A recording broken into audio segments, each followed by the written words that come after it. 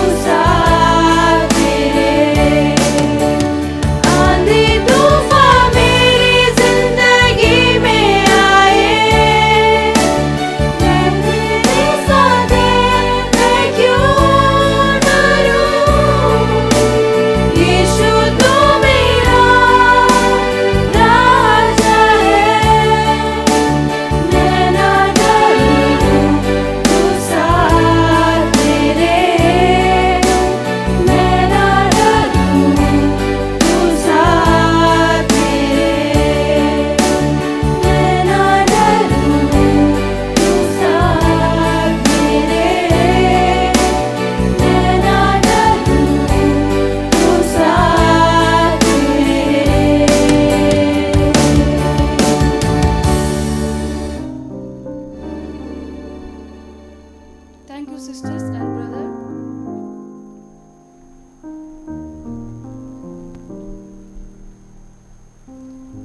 Now we will be interceding for some prayer matters. Firstly, we will be praying for all believers around the world that God may give them strength to grow in faith in these times of difficulties. Secondly, we would pray for all those people who are fearful and worried about the situation they go through, that God may fill them with His peace and strength. Let's pray along with Sister Lakshmi.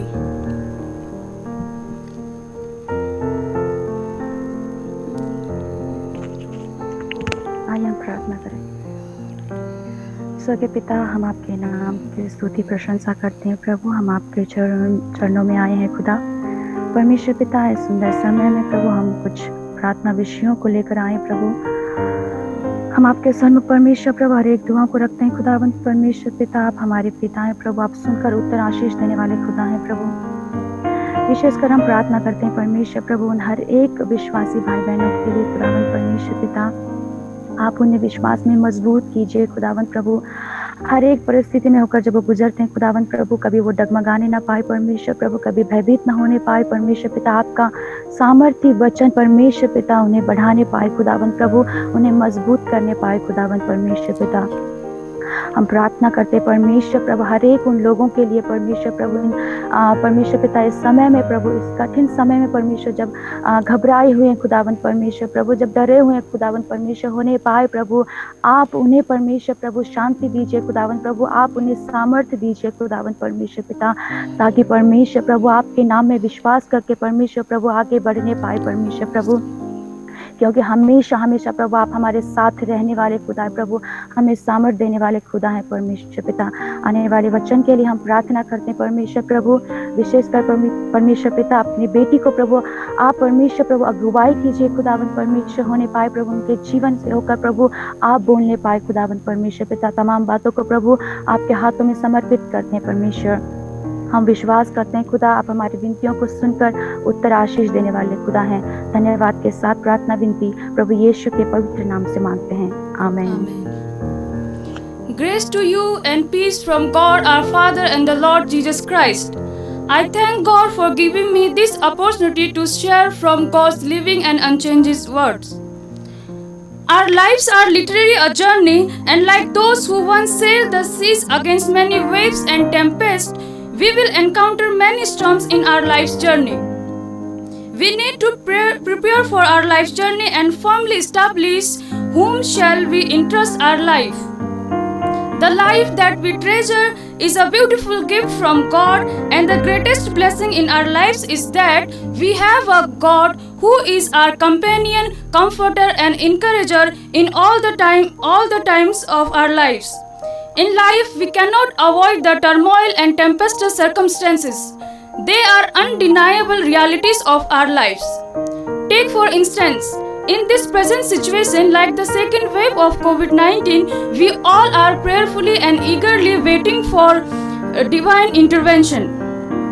The present circumstances seems to be scary, uncertain and blurred, and we would rather want a clear blueprint that we can trust rather than walk in the dark. Yet the Bible always reminds us that whenever challenges, pain, hardships, struggles and fear comes in the form of storms and tempests in the lives of His people, God is at work. Let's see such an incident in the Bible in which Jesus in a miraculous way calms the storm and came in the life journey of His disciples. Therefore, for our today's meditation, let's open our Bibles to the Gospel according to Mark chapter 6 verse 45 to 53. Gospel according to Mark chapter 6 verse 45 to 53. Here is the God of Word. Immediately he made his disciples get into the boat and go before him to the other side, to Bethsaida, while he dismissed the crowd. And after he had taken leave of them, he went upon the mountain to pray. And when evening came, the boat was out on the sea, and he was alone on the land. And he saw that they are making headway painfully, for the wind was against them. And about the fourth watch of the night, he came to them walking on the sea. He meant to pass by them, but when they saw him walking on the sea, they thought it was a ghost, and cried out, for they all saw him and were terrified. But immediately he spoke to them and said, "Take heart, it is I. "Do not be afraid." And he got into the boat with them, and the wind ceased, and they were utterly astounded, for they did not understand about the loaves, but their hearts were hardened. When they had crossed over, they came to land at Gennesaret and moored to the shore. Many famous Bible scholars view Mark as the masterpiece of all the Gospels. The book of Mark is the shortest and earliest Gospel. Traditionally, it is believed that the Gospel of Mark is written by John Mark, who was disciple of Peter. He wrote the Gospel following Peter's death in Rome in 70 CE. According to Papias, a 2nd century elder, Mark wrote down all the sayings and doings of Jesus that he remembered hearing from Peter through his teachings. Mark was writing to an audience of Roman Christians, both Jews and Gentiles, to give them courage following the intense persecution at the hands of Emperor Nero. The book of Mark is divided into 3 main sections. First, Introduction, chapter 1, verse 1 to 15. Second, Demonstration of Jesus' authority, chapter 1, verse 16 to chapter 8, verse 26. Third, Testing Jesus' authority in suffering, chapter 8, verse 27 to chapter 16 to verse 8. My sermon falls under the second part, that is Demonstration of Jesus' authority. Thus, I would like entitle my sermon as Jesus amidst our lives' tempestuous situations. May I repeat? Jesus amidst our lives' tempestuous situations. When we are in this world, we all have to go through tempestuous situations in our lives. Many of us have already faced the tempests of life and have often wondered if Jesus recognized where we are and what we have to deal with. But we have a Jesus who helps us in our tempestuous situations. In chapter 4, Jesus calms the storm as they cross over the other side. In the previous verses, Jesus performed a miracle of feeding 5,000 people with 5 loaves and 2 fish. The disciples had a privilege of witnessing the miracle that impacted their life very deeply. Now they will understand who Jesus is, his divine authority over nature, and his sovereign power over any kind of tempest situation. In today's passage, we have read the disciples were rowing and were hindered by a wave, and he saw them and extended his presence towards them. Therefore, my first point is Jesus sees and extends his presence in our tempestuous situations, verses 45 to 48. May I repeat? Jesus sees and extends his presence to us in our tempestuous situations. Mark tells us that Jesus constrained his disciples to get into the boat to go to the other side of Sea of Galilee. He forced them to go ahead of him because Jesus wanted to teach them a lesson on faith that would help to prepare them for the work that lay ahead of them after he was gone. After dismissing the crowd and the disciples, Jesus departs to the mountain to pray. In the Old Testament, mountain is a favorite place for God to appear to his people. Exodus chapter 19 verse 3, Deuteronomy chapter 33 verse 2, and Habakkuk chapter 3 verse 3. On the other side, the disciples were rowing fruitlessly against the wind.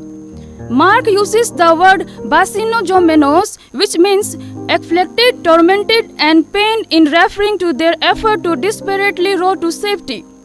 The question is where Jesus was when the disciples were facing wind. Mark tells us that he was alone on the land.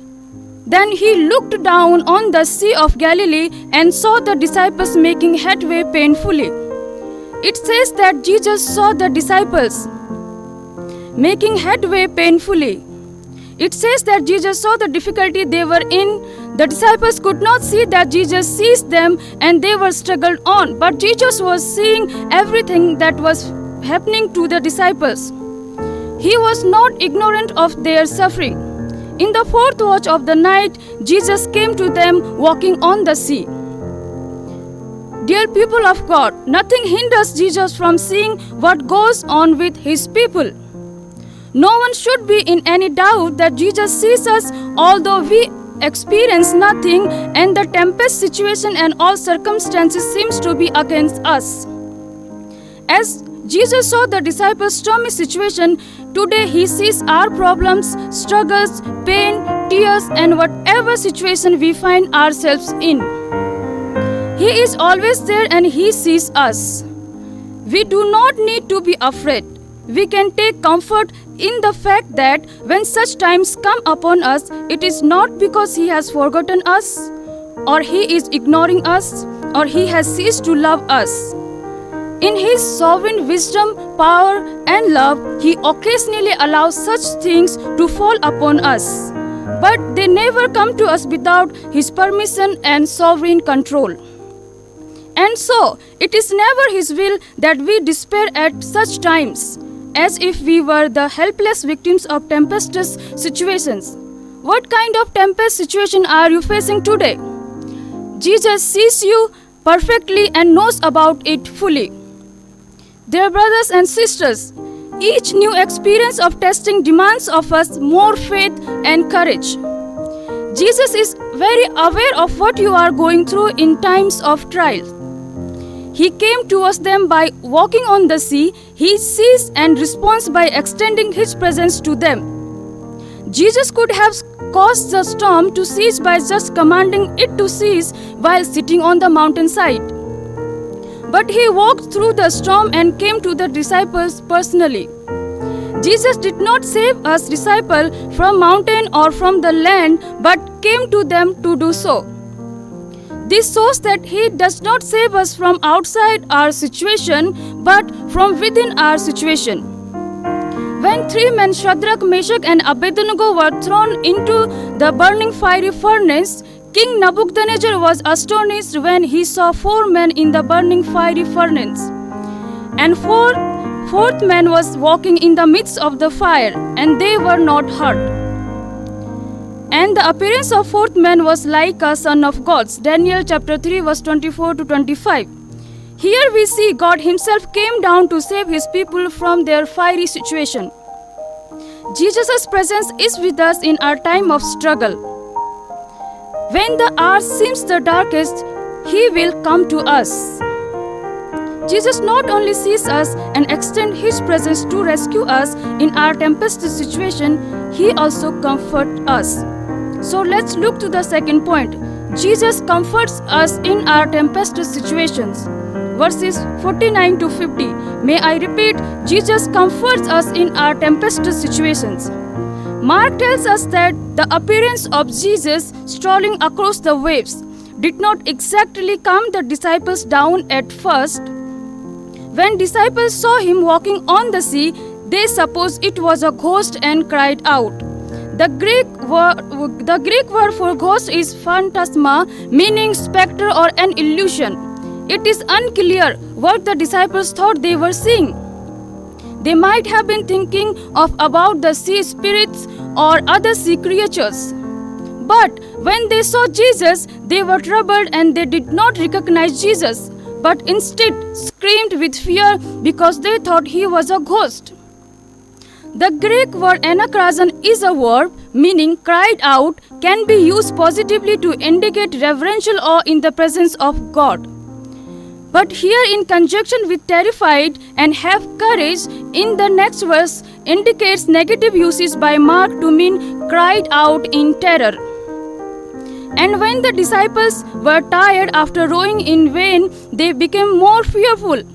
But Jesus comforts them with his revelatory words by saying, "Take heart, it is I, do not be afraid." The root word "it is I" is ego eimi, meaning I am, and this brings to mind God's self-identification to Moses. In the Old Testament, God said, "I am who I am, and you shall tell the children of Israel this, I am has sent me to you." Exodus chapter 3 verse 14. Jesus gives great comfort to the disciples by his presence. He comes close enough for his people, his disciples, to give them comfort and hope. Dear people of God, in our problems, Jesus comes to us, speaks to us, and comforts us. Do not lose your faith. Take heart, because God, who revealed himself to Moses to save Israelites from their affliction and suffering, he is still at work. In our challenges, God comforts us. As it says in Isaiah 41 verse 10, "Fear not, for I am with you. Be not dismayed, for I am your God.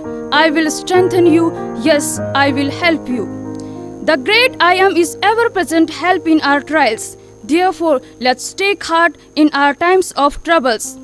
In 2 Corinthians chapter 1 verse 3 to 4, Paul also said, "Blessed be the God and the Father of our Lord Jesus Christ, the Father of mercies and God of all comfort, who comforts us in all our affliction." In our storms, Jesus not only sees us and comes to comfort us, but He also enters into our life's tempestuous situations. So here comes my third and final point, that is, Jesus enters into our life's tempestuous situations, verses 51 to 53. May I repeat, Jesus enters into our life's tempestuous situations. The first part of verse 51 goes like this: "Then he went up into the boat to them, and the wind ceased." Jesus went up into the boat, which signifies him entering into the chaotic situation of disciples. The disciples' face bring a whole lot of change in the atmosphere. We see a great reversal in the whole situation. Before Jesus entering into the situation, wind was against them. They were finding it difficulty to move forward. They were terrified and troubled. But when Jesus enters into the situation, the wind ceased. According to verse 53, Jesus' entry into the boat not only calms the wind, but he also travels with them and enables them to reach the destination. When the disciples saw that the wind was ceased, Mark clearly describes the reaction of the disciples as they were utterly astonished within themselves. The word astonished is used positively, and Mark portrays the disciples as experiencing astonishment and awe as they see the greatness and glory of the Son of God. The degree of astonishment is emphasized by the twofold usage of the terms very and exceedingly. Yet the disciples should not be surprised and astonished, as they have witnessed many miracles performed by Jesus. Thus, this astonishment is produced less by a reverential awe than by a lack of understanding and hardness of heart. The reason they were in terror was because they did not learn the lesson of the loaves that Jesus taught just before this incident. Mark ties together the feeding of the loaves to Jesus' revelation of himself as God on the water and concludes that they had missed something that they should have grasped. Because even after they had witnessed the miracle of the loaves, Jesus walking on the water, and many other miracles, they failed to understand who Jesus is, as their hearts were hardened. They also failed to consider how God had worked in the past and apply that knowledge to their current situation. We are left with the same test. If we understand that God has visited us in the past, we can be assured of His presence no matter what we go through. We can have confidence in any tempests that we go through. Give attention to those closing words, for they had not understood about the loaves because their heart was hardened. Those words suggest to us that the disciples had failed to learn an important lesson from the remarkable event. The word hardened indicates a dullness, a void of understanding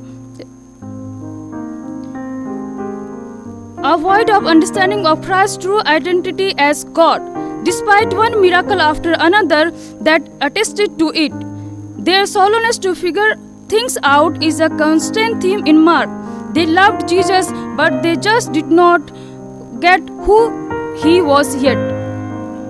Dear people of God, when Jesus enters into our life's tempestuous situation, whatever problems or challenges through you are going, there is a peace. Do not forget, our God is greater than our tempests. Remember Him in your life's tempestuous circumstances and allow Him to come in your stormy life situation. And surely He will give you peace, as we saw that when Jesus stepped into the boat with disciples, immediately the storm died down. In the parallel passage of John chapter 6 verse 16 to 21, John says in verse 21 that they wanted to take him to the boat, which means they willingly received Jesus into the boat. After this, they saw that the wind ceased.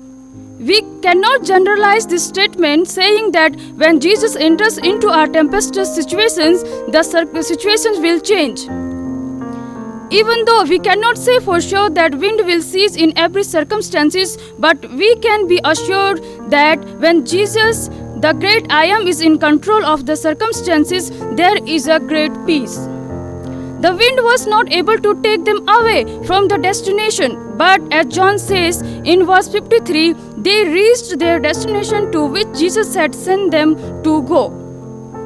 With this, Mark wanted to convey the message to his audience as they were going through trials and persecution that nothing can take them away from reaching their destination.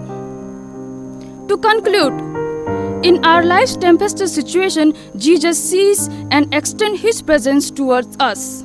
He comforts us and He enters into tempestuous situations. Perhaps in our life's journey, we may feel like God has forgotten and abandoned us. But we need to remember that we are never out of God's sight, never out of God's reach, never out of God's comfort, and God is never away from our life's tempest situations. Trust Him, believe Him, and invite Him into your lifeboat. Tempests are painful, uncomfortable, and challenging, but we should remember that in our tempestuous situations, Jesus sees us and extends His presence to us. He comforts us and He enters into our life. The first thing we must do in the tempest of life is to affirm that Jesus is the Lord, even over the storms. If we trust in Him, we will always have sufficiency and security, no matter what the situation might be. The important thing is that we trust Him. It is natural that when we face hardships in life, we often question why these things are happening to us. We start asking questions like, God, why is this happening to me? Why are you allowing this to take place? But dear friends, I assure you, Jesus is always with us, as it is written in Hebrew chapter 13 verse 5, I will never leave you nor forsake you. Therefore, let us take heart, as our this year theme says in Psalms 46 verse 1, God is our refuge and strength, very present help in our trouble. Let's look to the Lord in our prayer. Dear God, thank you for reminding once again that you sees us and extends your presence, comforts us and enters into our life's tempestuous situations. And we could know that we are not alone in such situations. Thank you for being our companion, comforter, and encourager. Help us to trust in you more. In Jesus' name we pray. Amen. Let's receive the benediction. Now may the grace of Lord Jesus Christ, love of the Father, and sweet communion of the Holy Spirit be with us now and forevermore. Amen. I would like to take this time to thank everyone. First of all, I would like to thank Almighty God. I thank the founder uncle and Simon sir for allowing me to study here. I thank Samuel Pirajan sir for helping me throughout the admission process. I thank my pastors who nourished me spiritually and helped me to come here. I thank my parents for from the beginning they are with me. I thank my pastoral cares givers, Jyoti Kale ma'am and family, Ruth ma'am and family, and Jessie ma'am and family. And I would like to thank Jessie ma'am. She was there to encourage and correct me from the beginning of the preparation of my sermon. I thank all the teachers. I have experienced the love of Jesus through your lifestyle and teachings. I thank all the staff members, classmates, and all my friends. Without your help and support, my journey here would not be as joyous as it is now. Thank you. Now over to Sir.